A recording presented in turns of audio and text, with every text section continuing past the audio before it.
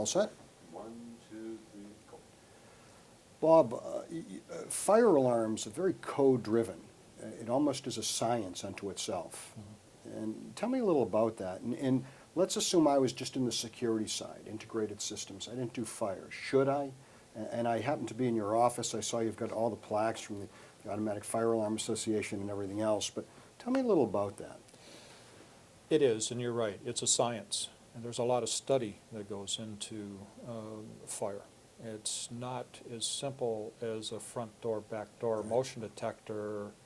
You give it to an installer that's been on board for 90 days in a box and say, here, go install it.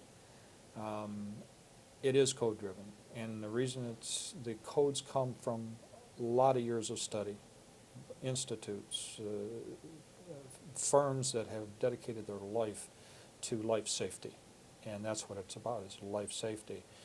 It's not protecting somebody's bracelet or their painting on the wall. We're talking about their lives, and so it has to be uniform. It can't just be thrown in willy-nilly. It has to be to a code, to a standard. It has to be uniform.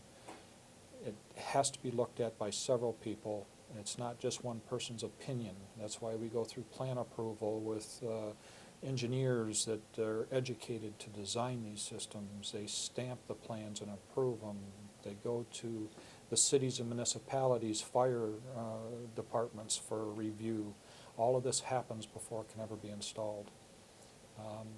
The inspections are mandatory, they're required. Again, it's all about life safety. They have to make sure these systems work. So if I was employed or I owned a company and I had 3 or 4 employees, would you suggest that I go into that? Because I almost, like you say, have to have the experience of a fire protection engineer, of a fireman, of an electrician, of a designer. Could I do it? Would you suggest I do it, or? I would never suggest somebody not pursuing that avenue. Would I say just go do it? No, don't go just do it. You're going to find yourself in trouble, and it's going to be a very costly mistake. Right. And that's where we can use the association also. Exactly. Right. To pursue that avenue, it's a very rewarding industry, the fire side. And I'll give you a short 2 stories. Early on, and I received a call. Again, I'm sitting here in Florida, I'm Director of Operations, and you never want that call that, why didn't my system work? Right. Okay. I got a call from an apartment dweller in Dallas, Texas. And I usually didn't get those calls, but it came all the way up the ladder to me, and I answered the phone. I'm going, uh-oh, here's this call that I'm always dreaded. The fire system didn't work. And instead, I've got a young man on the phone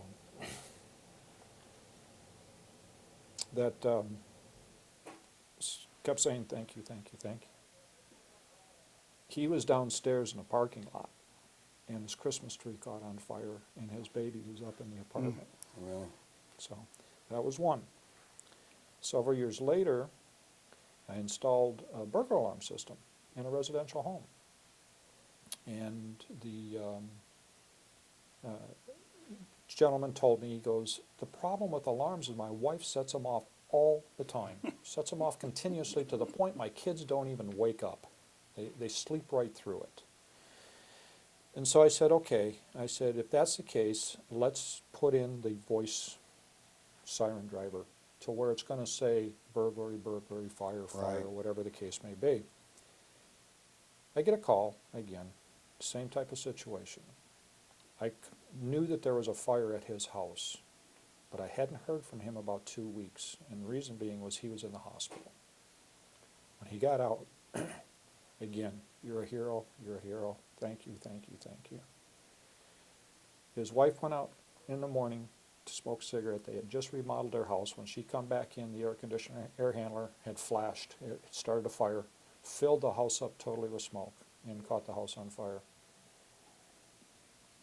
He went upstairs through the smoke, and all 4 of his kids were in a corner where he told them to be. He was able to get them out of the house. Amazing. Outstanding. I told him, no, you're the hero. Yeah. And you know, we lose track of that fact that we're in the life safety business. You know, we sometimes boil it down to math, Right. profit, you know, gross profit, whatever it may be. But what we do is so important. And stories like that, I think, are so important to tell. Well, it is, and knock on wood, in 23 years, I haven't had that other call. But those two told me, always do it right, Yeah. always do it right. Well, this has been great. I really appreciate just to be in your presence of the experience that we have here. It's thank you very much. Any thoughts that you have, Bob Neely? Well, first I would encourage anybody who out there who is in the marketplace today, who has the desire and the dedication and the professionalism, if they're looking for an opportunity, this industry is phenomenal.